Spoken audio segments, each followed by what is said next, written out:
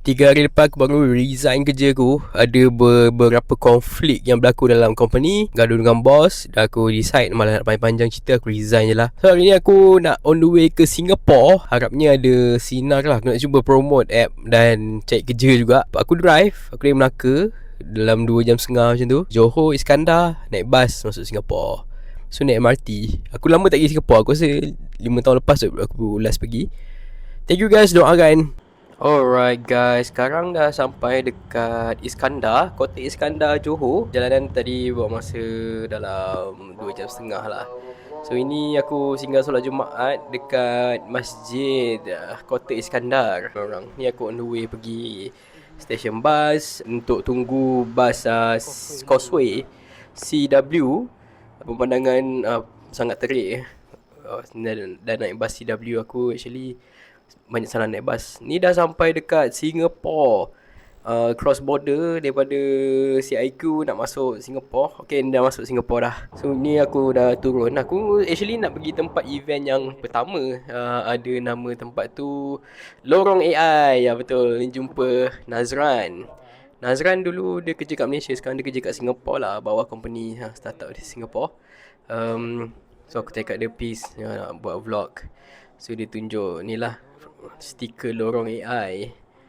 Lorong AI ni basically macam tempat dia punya startup showcase lah, macam community event daripada government. Alright, sekarang kita nak on the way ke tempat second event, iaitu Codex Meetup di SQ Collective. So ada some familiar faces lah. Ada seorang from LinkedIn, ada seorang ni Mas Yaong.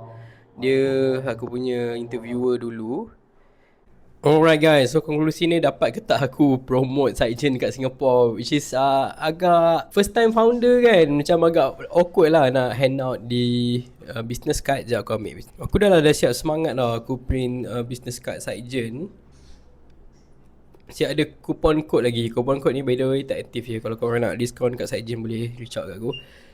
So Singapore is a special place lah. Dia Silicon Valley dekat bahagian Asia ni aku rasa, sebab banyak gila company ada kat situ. Kalau korang tahu Mistral, OpenAI, Stripe, banyak lagi lah. Cloud belum ada lagi, Anthropic belum ada lagi. Jadinya dia sangat inspirasi lah. Dan dia ada Lorong AI. Lorong AI tu basically government punya inisiatif, sponsor diorang buka satu venue untuk startup-startup yang dah lama atau dah baru buat sharing session kat situ, buat apa, paper club. Paper club ni basically ada satu corner tu diorang baca white paper lah, figure out lah apa benda yang ditulis dekat white paper tu kan. So sangat menarik guys. Aku macam wow, patutkah aku pindah ke Singapore? Tidak.